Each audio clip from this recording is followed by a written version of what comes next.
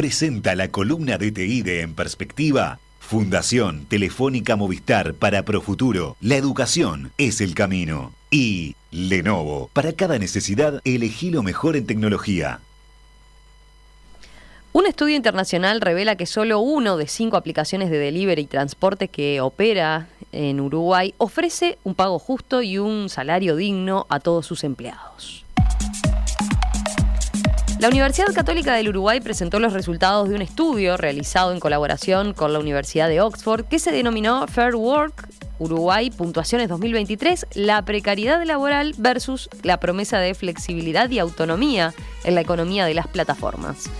La investigación destaca que estas plataformas ofrecen oportunidades laborales a millones de personas a nivel mundial, pero muchos de sus trabajadores no están amparados por las leyes ni por los sindicatos.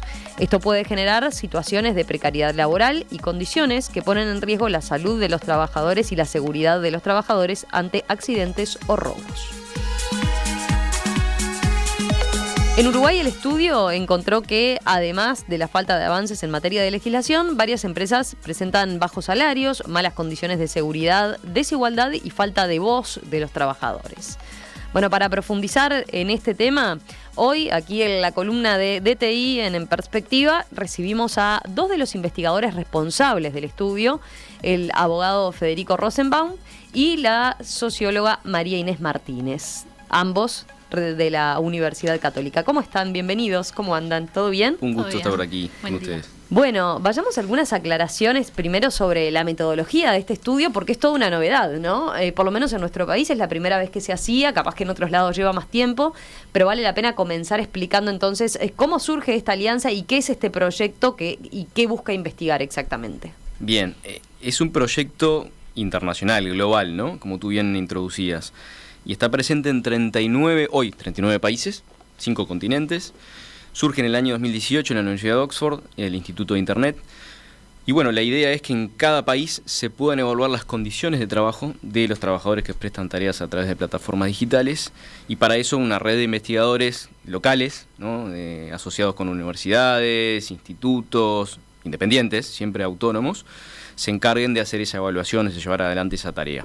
¿En qué consiste el proyecto? Básicamente en reflejar los 5 principios de trabajo justo que fueron consensuados a nivel tripartito en reuniones de la Organización Internacional del Trabajo con empresarios, trabajadores, académicos, etcétera, reflejarlas a nivel local de cada realidad nacional. Es decir, cuál es el grado de ajuste a esos principios de las empresas que ofrecen servicios a través de las plataformas digitales y por ende cuáles son las condiciones de trabajo de esos trabajadores. Ahora vamos a hablar de esos principios, vamos a definir por lo menos esos principios porque también vale la pena tenerlos presentes, pero y acá a Uruguay entonces llega a través de este convenio con la Universidad Católica y es este año la primera vez o el año pasado la primera vez entonces que se tiene la edición Uruguay del trabajo. Exactamente, nosotros tuvimos que presentar un proyecto de investigación en el año 2022, eso es evaluado. Nosotros presentamos también cuáles son las plataformas que tentativamente queremos evaluar. Para eso tenemos que sacar una foto de un momento determinado. Hay mucho dinamismo en el mercado laboral y ni que hablar de la organización empresarial. Ustedes recordarán que en el año 2020, por ejemplo, teníamos más plataformas de reparto, Uber Eats y Globo, se fueron en febrero, y eso ha ido variando y sin lugar a dudas puede seguir variando. Sacamos la foto, presentamos el proyecto, nos aprobaron participar de esta red de investigadores y a partir del año 2023 comenzamos con esta investigación que siempre es anual, ¿no? La evaluación que hicimos y el informe que hemos publicado es del año 2023 y planeamos seguir ejecutando la misma evaluación si es que, como todo proyecto de investigación, seguimos teniendo fondos para seguir investigando, que es la idea de aquí a futuro desde la Universidad Católica, que fuimos la institución encargada de hacerlo, ¿no? Les iba a preguntar, a ver, podemos dar por obvio, pero vale la pena aclararlo, ¿no? ¿Qué es una plataforma digital de trabajo? Hay hasta una definición de la propia OIT, ¿no? Estamos hablando, por ejemplo, de 2 tipos de plataformas, ¿no? Para que lo tengan presente. Hay una plataformas, puede ser de delivery, ¿no?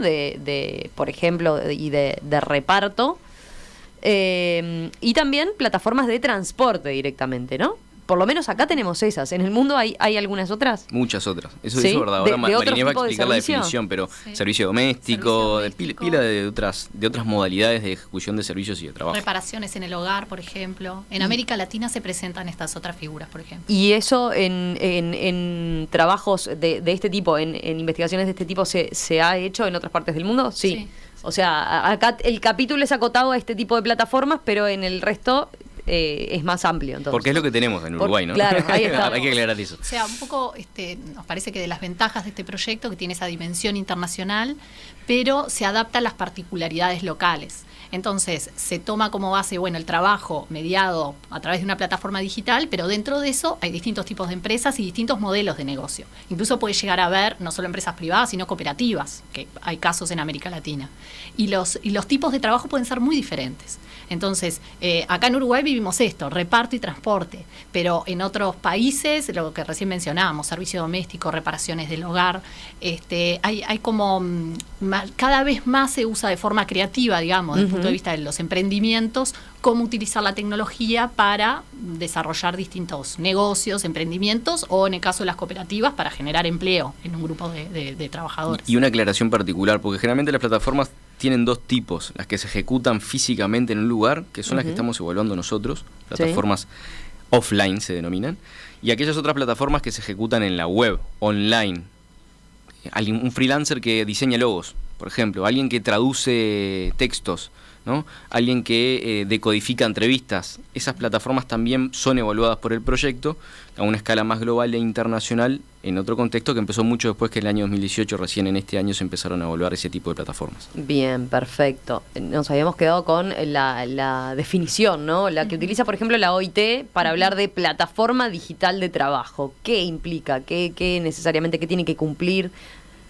La definición textual, la voy a leer acá, se entiende por plataforma digital de trabajo como una empresa que media y facilita el intercambio de trabajo entre diferentes usuarios, como empresas, trabajadores y consumidores. Esos son los tres actores que tienen que estar en este componente. Sí, que es distinto, y se explica acá en el informe, en la metodología, el caso, por ejemplo, de Airbnb, que es un propietario que le arrienda directamente su propiedad a un usuario. Entonces acá no hay un trabajo mediante, entonces esos casos quedan excluidos. Se usan las plataformas digitales, pero con otro fin.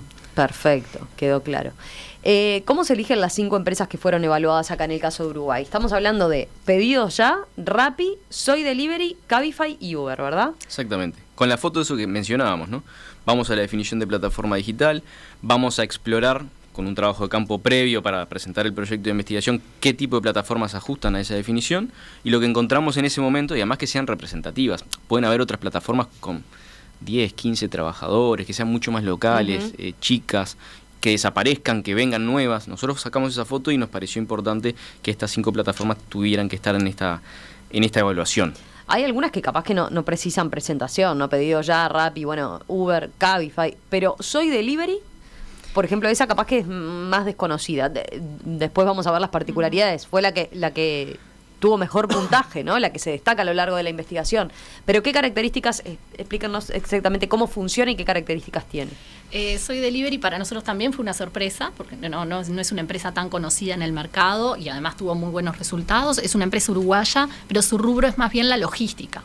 Entonces, si bien tiene la lógica de reparto, no es como un repartidor que podemos ver de Rappi o Pedido Ya, que es esa inmediatez, que uno pide la comida y tiene que llegar caliente, sino que es un reparto de paquetes, trabajan con camionetas, entonces hay una lógica de distribución que, por ejemplo, un día normal de trabajo, de mañana recogen todos los paquetes, van al centro de distribución, ahí colaboran entre sí para reorganizar las entregas y en la tarde hacen las entregas. Entonces, la modalidad de entregas dentro de las 24 horas, entonces la lógica de trabajo, pensando desde la perspectiva del trabajador, es muy, muy diferente que un repartidor de comida, por ejemplo. Es interesante porque decías, y no es, a diferencia del resto, no es una multinacional, digamos. No. Es una empresa uruguaya que se decidió organizarse de esta manera. Sí, son emprendedores uruguayos que ya venían con su experiencia laboral, entonces conocían un poco del sector y deciden emprender. Y bueno, han crecido bastante en los últimos años porque también todo el sector de compra online ha crecido mucho en el país y bueno, y ellos han ido como aprovechando la oportunidad de ese crecimiento. Veía acá que ustedes en el trabajo ponen, ¿no? Soy Delivery. Bueno, la plataforma Soy Delivery es una empresa de logística que surgió en el año 2016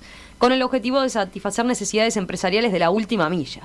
A diferencia de otras plataformas dedicadas al reparto de productos, en este caso el cliente no puede comprar a través de la plataforma, sino que esta se concentra en desarrollar una herramienta tecnológica, la app, con el fin de brindar servicios de almacenamiento, picking, packing, etiquetado, despacho, entrega de productos. Pero por el tipo de productos que se movilizan, la amplia mayoría de los vehículos utilizados son camionetas. Ujú. Ahí es una diferencia, ¿no? Es una gran diferencia porque ya, da otro, pensando que estos son todos trabajadores independientes, es otro perfil de trabajador, porque no es lo mismo invertir en una bicicleta, en una moto, en un auto o en una camioneta. Estos son todas camionetas, son utilitarios. Utilitarias, ¿no? Claro. Y por otro lado, las características del trabajo son distintas, no es lo mismo la Y los exposición al trabajadores riesgo. tienen que la inversión la hacen ellos mismos en la camioneta. Sí, Ponen sí, su sí. el vehículo lo ponen ellos. Sí, pero sí. es otro tipo claramente otro tipo de vehículo por lo que señalás, ¿no? Y ahí está la diferencia. Entonces requiere otra inversión para empezar Claro. a trabajar, ¿no? Hay otro capital en juego, pero por otro lado también le da otras condiciones. La exposición, ¿me entiendes? No sé, un día de lluvia, el frío, el calor, la seguridad vial también es muy diferente que en una moto, por ejemplo.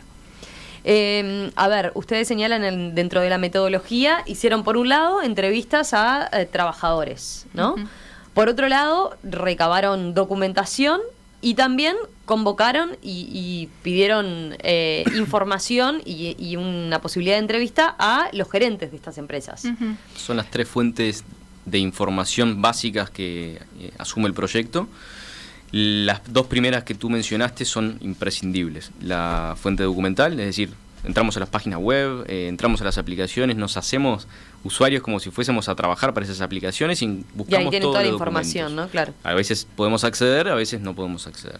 Las entrevistas con los repartidores y los choferes son fundamentales para ir clarificando parte de la documentación que ya recabamos y que nos expliquen más información de que no disponemos, ¿no? Y la tercera fuente es la entrevista con los gerentes, que la idea es justamente hacerlos participativos, porque este proyecto no busca confrontar con empresas, ni mucho menos. Lo que busca este proyecto es generar impacto, generar conciencia en la sociedad y mejorar las condiciones de trabajo.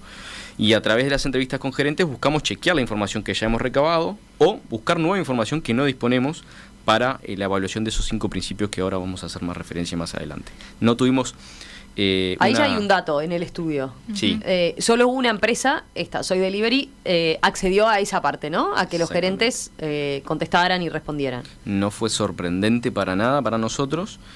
Primero porque las otras 4 empresas están presentes en muchos países latinoamericanos que también forman parte de la red Fair Work y fueron evaluadas y asumen más o menos las mismas conductas a nivel regional y a nivel mundial. No responden. Ojo, vamos a hacer una clarificación. Sí. Cabify nos respondió expresamente y está dispuesta a contribuir a partir del año 2024. Por temas de logística, por temas de recursos humanos y de tiempo, no podían apoyarnos en este primer año. En segundo lugar, Pedido Ya sí respondió también, expresamente negándose a querer participar. Uber no respondió y Rappi no respondió, de la misma manera que han hecho en otros países. Esa fue la tasa de aceptación. Soy Delivery desde el principio se comprometió, quiso participar del proyecto y a tal punto fue tan fructífero que nosotros cuando hacemos la evaluación y adjudicamos los puntajes que ahora vamos a explicar, adjudicamos un puntaje preliminar, provisorio. Y después vamos con la gerencia como la tercer pata de la información para explicarles a qué resultados llegamos y buscar información distinta. En esa instancia nos brindaron información nueva de que no disponíamos, pero también pudimos detectar y hacerles notar que tenían buenas prácticas en materia de condiciones de trabajo que no estaban protocolizadas y es uno de los requisitos para obtener puntajes. Y se logró cambiar un puntaje mayor a partir de su compromiso y bajar a tierra a la protocolización de muchas prácticas buenas que estaban cumpliendo en ese momento. Así que, y esa es otra de las líneas, entonces, o es una de las líneas que tiene el estudio, ¿no? Exactamente. Lograr mejores condiciones. Claro, a diferencia de de una investigación académica Ajá. clásica, a la que estamos acostumbrados, al menos nosotros, al trabajar en una universidad, acá no importa tanto sacar la foto perfecta, en el sentido de que es la foto y listo, y uno no puede modificar, no puede cambiar la información, sino todo lo contrario. Uno toma una foto y dice, esta es la información de base. A partir de esto, ¿podemos modificar algo en cuanto a la realidad? ¿Podemos dialogar con los actores involucrados? Y a partir de eso se trabaja, por eso nos parece súper importante no solo tener los resultados mano a mano con las empresas, sino esta conversación que se está dando, ¿no? A través de los medios, para que el tema esté en la opinión pública también, generar más conciencia en los distintos actores involucrados y a partir partir de eso poder generar acciones, nuevos acuerdos. O sea, es lógico también que son empresas y que al ser empresas quieren sacar su ganancia, tienen que subsistir, ser sustentables económicamente, pero también con cierto cuidado de los trabajadores y un piso mínimo de condiciones justas que a veces en estos nuevos modelos queda como vulnerado, porque son expresiones nuevas del mundo del trabajo en distintos países, y entonces hay situaciones que no quedan contempladas. Y lo otro a agregar es que lo que decía Federico, bueno, que no nos sorprendió comparando con lo que sucedía en otros países. Para nosotros es súper importante esta red de investigadores a nivel internacional y principalmente de América Latina, porque en todo el proceso, todo el año de trabajo que tuvimos, había un ida y vuelta muy frecuente. Entonces ir contrastando con lo que pasa en otros países nos ayuda a comprender, nos ayuda muchas veces a hacer contactos, que uno no accede a la gerencia, pero a través de otro país sí, y ese intercambio, esa validación con pares también nos da mucha tranquilidad de que, bueno, no es que nosotros estamos poniendo, porque un ranking tiene un compromiso fuerte, ¿no? Uno está diciendo, le doy el punto, no le doy el punto. O sea, estamos muy tranquilos con los puntajes que otorgamos, porque hubo también una validación de pares donde todos manejamos la evidencia recogida y tenemos que consensuar los resultados. Les iba a plantear, a ver, eso, ¿qué aspectos se evaluaron? Pago justo, condiciones justas, contratos justos, gestión justa y representación justa. Expliquemos brevemente, a ver, por ejemplo, pago justo, ¿qué implica en líneas generales? ¿Cómo se medía? ¿Qué era? ¿Cuándo se le ponía un punto en ese ítem? Claro, acá como es como muy drástico decir le doy un punto, no le doy un punto. La lógica siempre es de umbrales. Entonces se maneja para cada uno de los principios como criterios mínimos que tiene que cumplir cada empresa. Entonces, por cada principio se otorgan máximo 2 puntos. Esos 2 puntos están jerarquizados. O sea, hay como un primer umbral que se obtiene el punto, ok. Si llega a ese umbral, evaluamos el siguiente y ahí le podríamos otorgar el siguiente punto. Entonces, rápidamente, por mencionarlos, pago justo tiene que ver con que los trabajadores puedan por lo menos percibir el salario mínimo de su lugar, que en este caso nos referimos a los salarios mínimos del sector de actividad, que tenemos 2 sectores distintos, transporte y reparto, cadetería.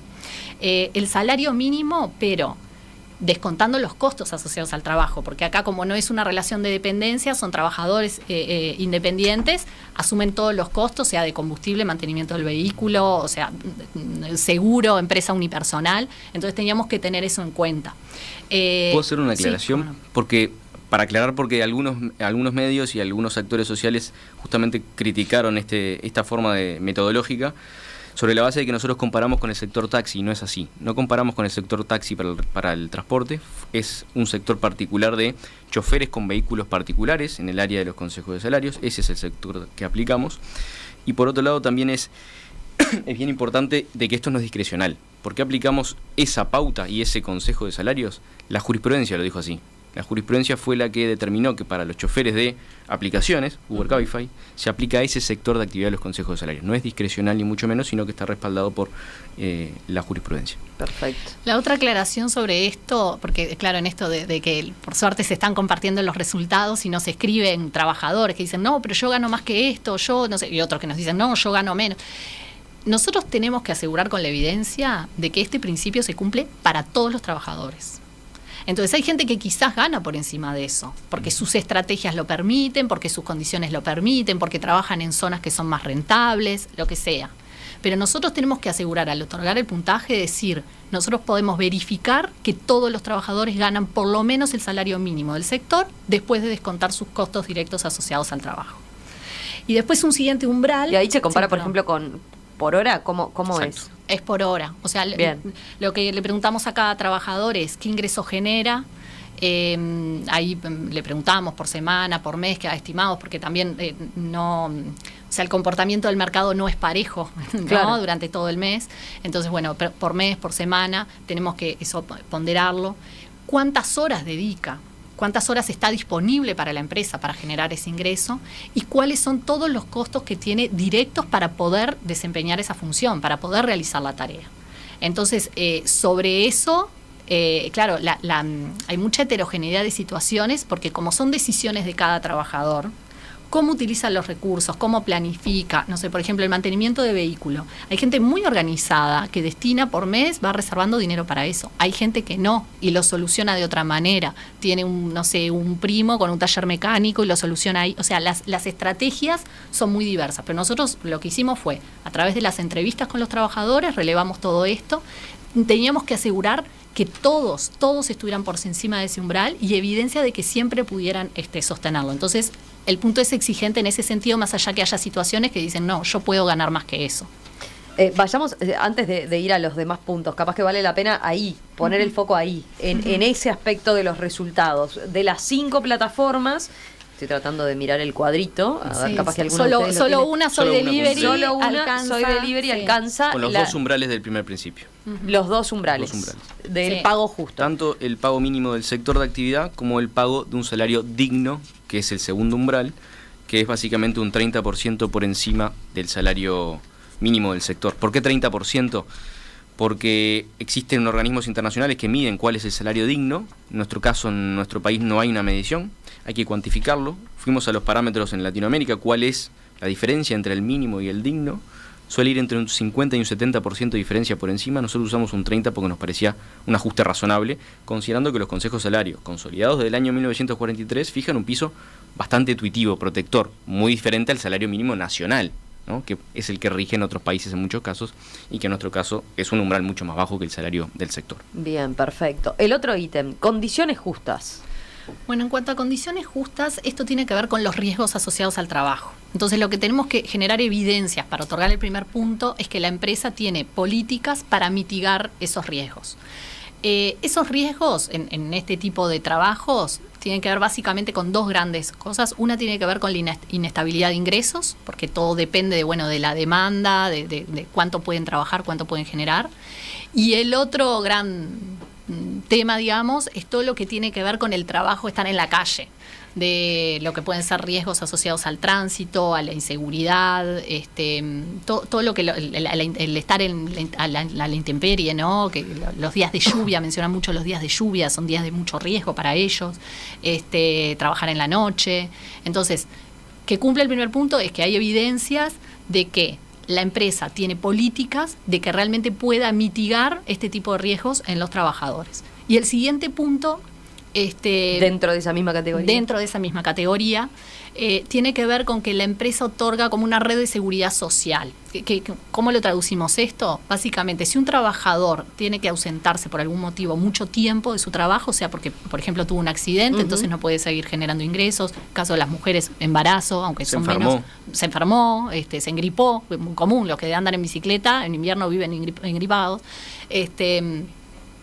Que la empresa pueda amortiguar eso y compensar de alguna forma, económicamente, para que el trabajador no se vea afectado. Y eso ninguna empresa lo cubre. Ninguna. No. Bien. Vamos a hacer una pausa y enseguida seguimos con las demás categorías, ¿les parece? Cristian. Presente. Elena. Presente. Danilo. Presente. Florencia. Presente. Estar presente hoy es pensar en el futuro. Prepárate con Profuturo, el programa de educación digital de Fundación Telefónica Movistar, que te brinda cursos como dificultades de aprendizaje, actúa contra el ciberbullying, alfabetización digital y muchos más. Ingresa en www.fundaciontelefónica.uy y conoce más sobre la oferta de cursos virtuales totalmente gratuitos orientados a docentes y educadores para que más niños y niñas tengan una educación de calidad. Profuturo, la educación es el camino. Encontrá en Star Center todas las soluciones corporativas Brother de impresión, digitalización e identificación para integradores y resellers, así como un amplio portafolio Lenovo con equipos resistentes que se adaptan a los ambientes más exigentes de trabajo y todas sus soluciones para data center. Consultanos starcenter.com.uy.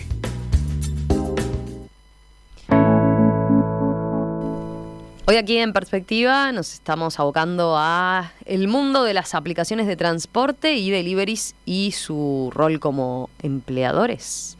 Un estudio a nivel mundial realizado por la Universidad de Oxford analizó por primera vez las condiciones de trabajo en nuestro país de los repartidores y conductores de aplicaciones como Uber, Pedido Ya, Cabify, Soy Delivery y Rappi.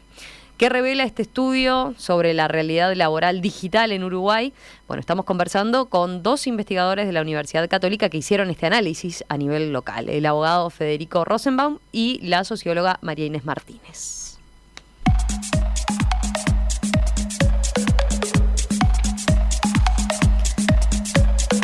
Bueno, habíamos visto recién 2 condiciones de las que evaluaron, ¿no? 2 aspectos que fueron evaluados por ustedes. Pagos justos y condiciones justas. Ahora veamos otro de los ítems que evalúan. Contratos justos. Allí, ¿qué miden?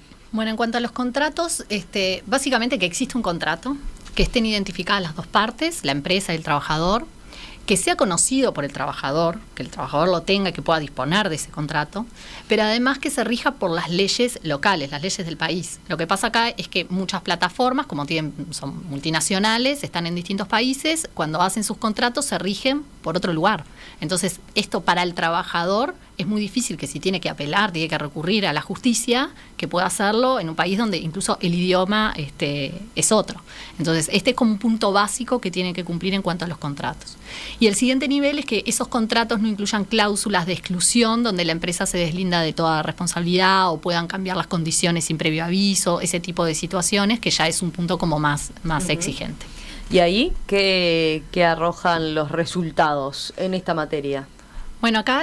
Es lo más atractivo este principio, creo, por lo menos, del cumplimiento. Para Federico, que es abogado, ni que hablar, pero parece como muy básico, ¿no? Decir que hay un contrato donde están las partes, se rigen las leyes del país, y sin embargo tenemos empresas que funcionan en Uruguay y no cumplen esto. O sea, hay 2 empresas que no cumplen, que son Rappi y Pedido Ya. Pedido Ya y Uber. Perdón, disculpe. Pedido Ya y Uber.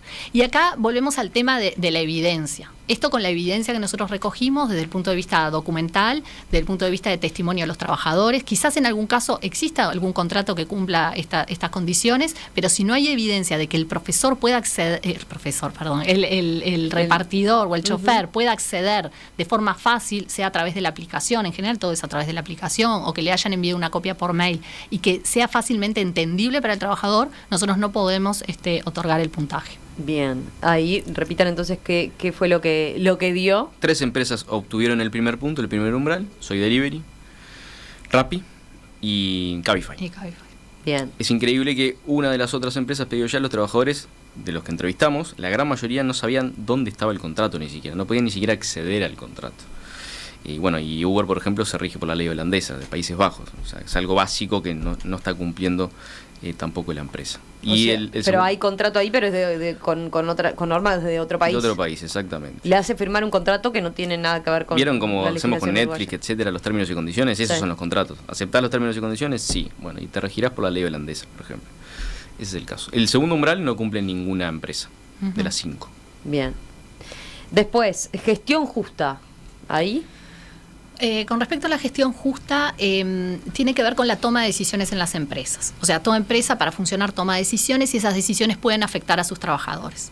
Entonces, que la empresa comunique en tiempo y forma las decisiones que puedan afectarlos, que los trabajadores sean consultados, que haya un tiempo también de que el trabajador pueda aceptar o no, eso tiene que ver con el primer umbral que definimos para la gestión justa. El segundo umbral tiene que ver ya con políticas más de que aseguran una gestión equitativa. Por ejemplo, que hayan políticas antidiscriminación, pero ya es un punto como más ambicioso, ya es aspiracional, digamos. ¿Y ahí cómo fueron los resultados? Bueno, ahí, vemos que hay mucha heterogeneidad. Hay empresas que realmente no alcanzan, y acá, más allá del punto si se otorga o no, es lo que nosotros en las entrevistas con trabajadores vimos como más claro, como reclamo, como mensaje. Que no haya un canal de comunicación claro con la empresa y eficiente, y que le pueda dar respuesta a distintas situaciones, es como lo principal. Y el cambio de condiciones constantemente también. Entonces, como usuario muchas veces lo padecemos, esa situación, ¿no? Cuando uno se tiene que consultar algo y acceder no es fácil. pero los propios trabajadores tampoco pueden acceder fácilmente. No hay un canal fluido. Menos fácil todavía. Claro, porque, o sea, como estas empresas buscan funcionar a través siempre por la aplicación y que todo funcione ahí y está perfecto porque optimizan, facilitan, como que todo está estandarizado. Entonces, así como para un cliente uno puede hacer un pedido y bueno, si te pasó esto, tal cosa, lo mismo para el trabajador. Pero el trabajador vive situaciones en la calle que de repente son de una urgencia y no tiene a quién recurrir. O en algunos casos puede recurrir a alguien de un call center, pero que está en otro país y no entiende la situación local para ver cómo resolverlo. Entonces, en caso de accidente es complicado, en caso de rotura del vehículo es complicado. Y esto fue el punto como más reclamado. Se notaba bien la diferencia en las distintas empresas que manejan muy bien los canales de comunicación, empresas que incluso siendo multinacionales ponían un referente local, un gerente local a quien recurrir, a quien llamar. Por ejemplo, Cabify así lo tiene y lo valoran mucho los choferes. Choferes, por ejemplo, que trabajan para más de una aplicación, o sea, trabajan para Cabify y para Uber, comparaban las dos empresas y decían, en una no tengo con quién hablar, en Uber, en Cabify sí, yo puedo plantear algo, tengo a quién recurrir, al menos para las situaciones inmediatas, los emergentes que pueden suceder en el día a día. Perfecto. El problema es que, claro, si bien hay diferencias sustanciales entre las empresas, los umbrales que se exigen, por ejemplo, estar protocolizado ese canal, que sea de libre acceso para los trabajadores y que no tengan represalias por hacer reclamos y que sea un canal efectivo, ahí llegamos a las mismas conclusiones. Ninguna empresa, salvo Soy Delivery, pudo cumplir con el primer umbral siquiera. Soy Delivery cumplió con los dos umbrales. Pero bueno, hay que hacer esa distinción. No son iguales las empresas tampoco. En el caso de Uber, ninguna de las dos, en este caso, ninguna de las dos accedió al puntaje, pero de todas formas la lo que calidad de comunicación es entrevistas, mucho mejor la de Cabify que la de Uber, al punto que una entrevista, recuerdo patente, tengo más facilidad de conseguir el teléfono del presidente de la República que el gerente de Uber. Dijo un chofer. Así nomás. Bueno, el último punto que evalúan, representación justa. Ahí cómo anduvo la cosa y qué buscaban medir concretamente. En cuanto a la representación, lo que se busca acá es que los trabajadores puedan expresar su voz tanto de forma individual como colectiva. Entonces, que esto esté habilitado en las empresas y que hayan políticas transparentes de que esto se habilita es como el primer umbral. A nosotros en Uruguay, porque esto también acordarnos de que es un estudio internacional, entonces la diversidad de situaciones que tenemos en los distintos países, ¿no? Sobre todo pensando en América Latina, bueno, no es muy obvio. Pero en Uruguay lo tenemos como naturalizado, ¿no? Que los trabajadores se pueden organizar, pueden hacer planteos. Sin embargo, cuando analizamos estas plataformas, no es así. La única que cumple con esto es Soy Delivery, e incluso fue interesante esto porque se dio en el proceso de ida y vuelta con la empresa. La empresa tenía naturalizado que los trabajadores, o sea, tiene un diálogo fluido con los trabajadores pueden hacer planteos, tanto colectivos como individuales. En este caso, además, como es una empresa que está creciendo, hasta le viene mejor que poder atender los asuntos de forma colectiva, pero no había un protocolo, no estaba documentado. Entonces ellos lo que hicieron ahora como mejora de sus prácticas es que eso quede claro, que quede declarado una política y que sea, además se le informó a todos los trabajadores de eso. Y eso uno puede decir, bueno, es que quede por escrito, lo importante es que suceda. Bueno, pero importan las dos cosas, porque esta es una empresa, por ejemplo, que está en crecimiento, quiere internacionalizarse, quiere empezar a operar en otros lugares, que quede por escrito da garantías que es una práctica que va a cumplir en los distintos lugares y siempre le da más garantías al trabajador. Y el siguiente punto es un umbral mucho más exigente. ¿Por qué? Porque implica de que los trabajadores puedan tener voz en el gobierno de la empresa, ya en las decisiones empresariales. Y esto es muy difícil que se pueda dar en una empresa privada. Nosotros en la red de investigadores de América Latina preguntamos, bueno, pero en realidad, ¿qué empresa puede cumplir con esto? Porque no es lo habitual, más allá de si son plataformas o no es lo habitual en una empresa privada. Y bueno, lo que pasa es buscar reflejar también el caso de las cooperativas de trabajo, que hay varios casos que son interesantes y ahí sí, evidentemente, hay un gobierno colectivo de los trabajadores. Bien. En líneas generales, ¿qué evaluación hacen ustedes de cuánto hay para mejorar entonces en lo que a partir de los resultados que arrojó el estudio, ¿no? También nos quedó hablar de también qué valoran los trabajadores, ¿no? ¿Qué ventajas ven en este tipo o qué flexibilidad ven en este tipo de empleos? Pero en líneas generales, ¿qué dirían de cuánto queda por mejorar en este rubro en Uruguay? Y cómo nos comparamos también a nivel internacional, ¿no? A raíz de lo que es la investigación en estos 35 países? Espacios, sin lugar a dudas, hay muchísimo. Digo, los puntajes son una foto simplemente, incluso uno puede llegar a decir, bueno, es subjetivo o no, bueno, cumplen algunos estándares, pero esto está replicado en muchos países y es casi que muy heterogéneo, en Latinoamérica por lo menos, la misma calidad de empleo en este tipo de empresas. No en vano en el mundo se está discutiendo que hay que tomar medidas de acción, políticas de acción, legislativas, etcétera. ¿Por qué? Porque esto es una precariedad extendida, sin lugar a dudas. Ojo, este estudio nos llevó a una conclusión muy importante, que el modelo de la economía de plataformas no es un obstáculo para cumplir condiciones de trabajo justas. 7 sobre 10, Soy Delivery, es un ejemplo. Y como Soy Delivery hay varias empresas a nivel regional e internacional que siguen la misma línea. Entonces, cuando uno habla, bueno, la regulación, se estrangulará a las empresas si se regula, si se mejora condiciones de trabajo. Y bueno, no va por ahí, es utilizar la cintura adecuada del legislador, evidentemente, ofreciendo garantías para ambas partes y posibilitando el modelo. El modelo se puede cumplir exitosamente asegurando ciertos estándares mínimos de trabajo justo, y eso es una de las conclusiones a las que nosotros arribamos. Uh-huh. Esto de los modelos de negocio es interesante porque son nuevos modelos de negocio, nuevas formas, es muy dinámico y también es entendible que que los países demoren en legislar, en regular, ¿no? Porque también hay que ver un poco el comportamiento, cómo ocurre esto para ver qué regulación es más adecuada. Porque bueno, ustedes citan, ¿no?, que el Ministerio de Trabajo y Seguridad Social envió un proyecto de ley que busca contemplar parte de las condiciones de trabajo y de este tipo de plataformas, y todavía está en el Parlamento y no ha avanzado, ¿no? Sí, ahí no sé si está en vos, comisión, Federico, querés. está en comisión de la Cámara de Representantes, no ha avanzado.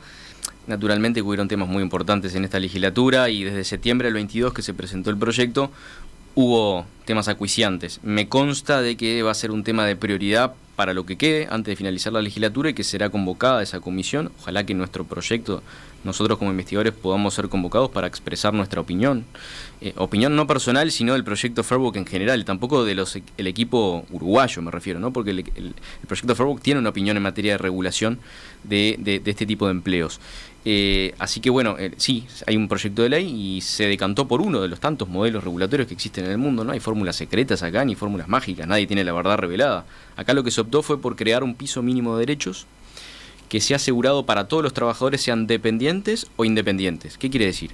Que este modelo no define la naturaleza jurídica del vínculo entre el chofer o el repartidor y esa empresa. ¿Por qué no lo hace? Porque no lo tiene que hacer el legislador. El legislador, si dice esta manzana es una pera, va a primar la realidad, va a seguir siendo una pera aunque el legislador diga que es una manzana. Y eso lo define la justicia, nunca el legislador. Por eso es técnicamente adecuado que no vaya por ese otro camino. Crea una serie de derechos mínimos. Ahora, claro, siempre la discusión va a ser cuáles son esos mínimos, ¿son suficientes, no son suficientes? Bueno, ahí está la discusión política que se tendrá que llevar adelante en materia de elección de esos mínimos. Pero son suficientemente interesantes y siguen un modelo que es el proyecto de la directiva de la Unión Europea, que fraguó en 2 oportunidades, pero por ese camino fue, de transparentar los algoritmos, por ejemplo, como una fuente de que genera más dificultades y conflictos en materia de condiciones de trabajo. Yo qué sé, ¿existe discriminación por parte del algoritmo? ¿Por qué a ella le llega un pedido y a mí no, y estamos al lado? ¿No? Y los choferes lo han dicho en las entrevistas. Yo estoy al lado que él, y a él le llega el pedido y a mí no. ¿Por qué? Vamos a rascar un poquito. Tú hiciste un reclamo ante la plataforma y sí, hice 4 reclamos. ¿Y él? No, ninguno. Y puede ser una represalia, ¿no? ¿Hay diferencias entre hombres y mujeres? No lo sabemos. Hay que transparentar esos algoritmos, ¿no? Y esa es la idea del proyecto de ley en uno de los tantos puntos. La protección frente a accidentes de trabajo también es algo que no tienen y que el proyecto incorpora. La negociación colectiva, que hoy en nuestro derecho, quienes negocian son los sindicatos. ¿De qué? De trabajadores dependientes.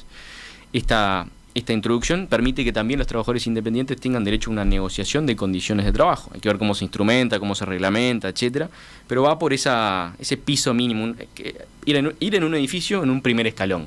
Después podemos discutir si hay más escalones que son interesantes transitar y más protecciones o no, como pueden ser otros modelos que la OIT está discutiendo. En el año 2025 se va a celebrar la conferencia en junio. Ya se ha mandado a todos los Estados miembros a que contesten un cuestionario para agosto de este año, que el cuestionario se refiere a los contenidos de ese posible convenio o recomendación internacional a ser discutida en esa conferencia, con doble discusión también en el año 2026. Y uno de los modelos que se pretende ahí es, además de este piso mínimo de derechos, crear una presunción de laboralidad. ¿Qué quiere decir? Si se dan estos factores, A, B, C, D, se presume que hay una relación de trabajo y por ende usted es dependiente y tiene todos los derechos, licencia, salario vacacional, aguinaldo, etcétera. Si alguno de ellos no se da y no surge esa presunción, o sea que usted va a tener que tener una prueba mucho más reforzada en un juicio, a diferencia de si se presume esa relación de trabajo. Ya que lo mencionás, ustedes en el informe completo, ahí hacen mención a que ha habido varias sentencias, ya 4 por lo menos, ¿no? De trabajadores de Uber que iniciaron una demanda en la justicia para probar la relación de dependencia y la justicia le falló a favor de ellos, ¿no? De que efectivamente esa relación de dependencia existía como tal. Digo porque capaz que no lo tenemos del todo presente. ¿Eso para ustedes qué significa? Es importante, ¿por qué? Porque hoy todos sabemos que las empresas hacen una autocalificación. ¿Qué quiere decir? Yo digo que tú sos independiente. Tú sos tu propio jefe, emprendedor, socio, colaborador. Sí, son intermediarias, se dicen intermediarias. Yo intermedio, ni siquiera ofrezco el servicio de transporte. A mí me parece sumamente irracional ese fundamento de decir que Uber no es una empresa de transporte. Lo ha dicho el Tribunal de Justicia de la Unión Europea en reiteradas oportunidades. No es lógico que usted no sea una empresa de transporte si usted pone los precios del transporte. No tiene ningún tipo de lógica. Pero más allá de eso, yo califico a usted como un independiente. Y por ende, la única posibilidad de que eso sea revertido es que quien dice yo no me considero independiente vaya a la justicia. No hay otra forma en nuestro país y además es por cuentagotas en cada caso concreto. Ni siquiera hay precedente obligatorio. Lo que diga un juez sobre mi caso no va a obligar a otro juez sobre otro caso aunque sea idéntico. Y en ese tipo de circunstancias algunos choferes, varios, han recurrido a la justicia. Por lo menos conocemos 8 sentencias, porque son 4 casos. Claro. Hay doble instancia, generalmente por el tema de montos. Incluso el Tribunal de Apelaciones también falla a favor de los conductores. Exactamente. Primera instancia, un juez, un juzgado unipersonal, y un Tribunal de Apelaciones, 3 miembros cada tribunal.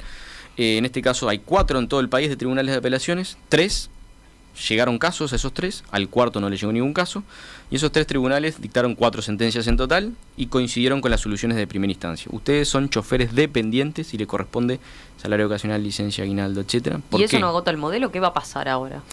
Bueno, después ese es otro tema, agotar el modelo.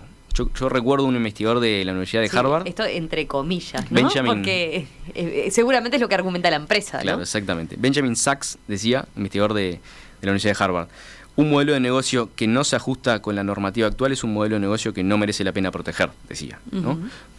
Depende de cada política o visión política de cada momento, pero también se ha demostrado en el mundo que a pesar de existir estas sentencias, las empresas siguen funcionando y siguen haciendo o obteniendo ganancias, básicamente, ¿no? El tema es a costo de quién o a costo de qué. Porque no olvidemos que acá el perjudicado no son solamente los trabajadores. Si son dependientes, ¿qué es lo que debería haber además de pagarle las condiciones laborales adecuadas? Cotizaciones a la seguridad social, claro, que no se están realizando. O sea que el Estado pierde plata también en este tipo de falsas autonomías. Pero o grises. Es un tema también del Estado, entonces, ¿no? De cómo hace cumplir o no esa normativa cuando está la sentencia como tal, ¿no? Esta normativa que tenemos hoy. Puede haber otra política que piense regular este tema de otra manera, que es por donde va el proyecto de ley, que no inhibe o no prohíbe a que los trabajadores vayan a la justicia y digan yo soy un trabajador dependiente. Pero depende de cada posición política, si se quiere, o de política legislativa. ¿Hay una tendencia en el mundo en ese sentido de que se haya dado un cambio? O sea, esto que estamos viendo acá con estas 4 sentencias y 8 pronunciamientos. Yo me animo a decir, mi trabajo de tesis doctoral es sobre esto mismo, sobre la calificación jurídica de estos vínculos. Yo relevé jurisprudencia mundial. Yo me animo a llegar a una conclusión estadística, no de un abogado, soy abogado, no soy estadístico ni mucho menos, pero sí relevé muchísimas sentencias. Y la gran mayoría de las sentencias en el reparto y en el transporte se pronuncia por la laboralidad en distintos países. Claro, hay diferencias normativas internas de cada país, pero la gran mayoría, Uruguay no es la excepción, se decanta por la dependencia. Claro. Después hay que ver cuántos se animan a regular. Son muy pocos los países que se animaron a regular en el mundo. En la región Chile, el único. En Norteamérica, Estados Unidos. Y la regulación en el estado de California, Estados Unidos concretamente, después se revirtió a través de un referéndum. Las empresas en un lobby pusieron $200 millones y lograron revertir esa legislación. Y en Europa está este proyecto de directiva que no salió aprobado hace 2 semanas. 27 estados son en la Unión Europea. 23 votaron a favor de esa directiva.